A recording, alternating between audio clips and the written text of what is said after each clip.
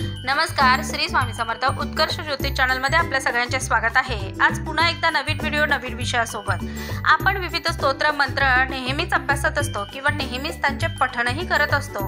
अशा पठण करण्यात येणाऱ्या स्तोत्रापैकी महत्त्वाचं मानलं जाणारं स्तोत्र म्हणजेच गजेंद्र मोक्ष स्तोत्र। हे गजेंद्र मोक्ष स्तोत्र कशासाठी पाठ केलं जातो किंवा गजेंद्र मोक्ष स्तोत्राचा पाठ केव्हा वाचन केल्याने फायदा होतो, त्याची संपूर्ण फलश्रुती मिळते किंवा गजेंद्र मोक्ष स्तोत्र काय आहे याबद्दल संपूर्ण माहिती आजच्या व्हिडिओमध्ये आपण जाणून घेऊया। मात्र त्याआधी आपण जर अजूनही माझ्या चॅनलला सबस्क्राइब केलेलं नसेल तर ते आज अवश्य करा आणि माझे व्हिडिओ आवडत असतील तर लाईक आणि शेअर करायला सुद्धा विसरू नका। हिंदू संस्कृती स्तोत्र मंत्र यांना अतिशय महत्त्व आहे। वेदांनी परिपूर्ण असलेली आपली हिंदू संस्कृती अतिशय महत्त्व असलेली अशीच आहे।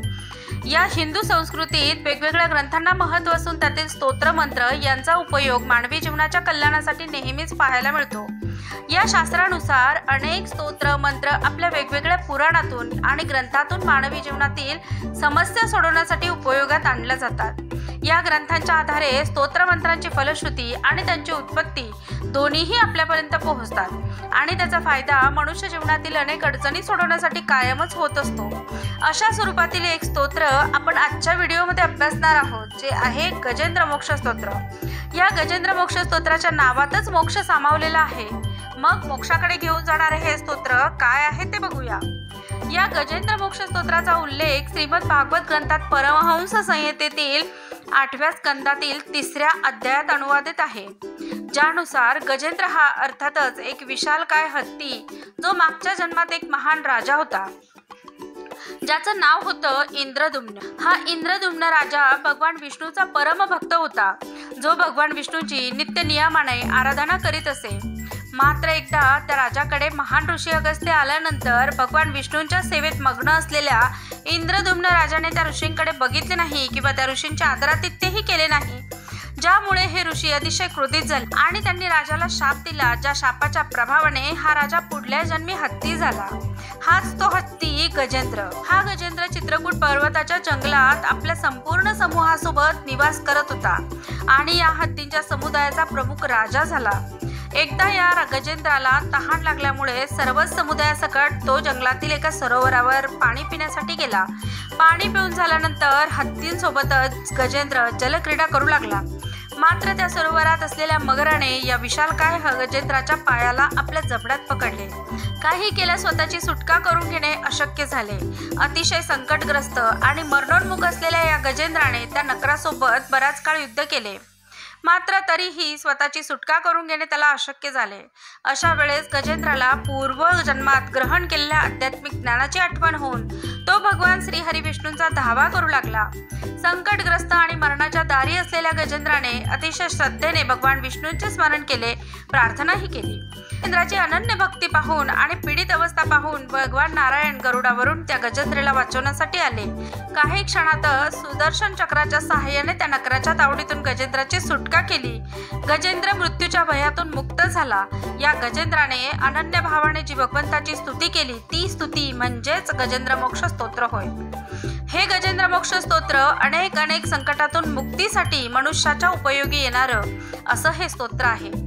सर्व मनोकामना पूर्ण करणारं असं हे स्तोत्र असून जे मनोभावे पूर्ण श्रद्धेने याचे पठण करतात त्यांचे सकल मनोरथ भगवान नारायण पूर्ण करतात। आता हे गजेंद्र मोक्ष स्तोत्र कशा प्रकारे पाठ करावा, आता हे गजेंद्र मोक्ष स्तोत्र कशा प्रकारे करावे किंवा याचा पाठ कसा करावा, आता हे गजेंद्र मोक्ष स्तोत्र कशा प्रकारे करावे, याचा पाठ कसा करावा, केव्हा करावा याची संपूर्ण माहिती बघूया। गजेंद्र मोक्ष स्तोत्राचा पाठ सुरू करताना शुक्ल पक्षातील कोणत्याही शुभवारी शुभ दिवशी करावा। या गजेंद्र मोक्ष स्तोत्राचे पठण करताना सकाळी शुचिर्भूत होऊन सूर्योदयापूर्वी पठण करावे। या स्तोत्राचा पाठ करताना पूर्व किंवा उत्तर दिशेकडे तोंड करून बसल्यास उत्तम फायदा होतो। या स्तोत्राचा पाठ यथाशक्ती करावा। मात्र हा पाठ वाचन 43 दिवस पर्यंत कमीत कमी केल्यास उत्तम फलप्राप्ती होते। या स्तोत्राचे पठण केल्यामुळे कोणते लाभ संभवतात ते बघूया। स्तोत्राच्या नावातच उल्लेख आहे गजेंद्र मोक्ष स्तोत्र म्हणजेच मोक्षाकडे नेणारे असे हे स्तोत्र।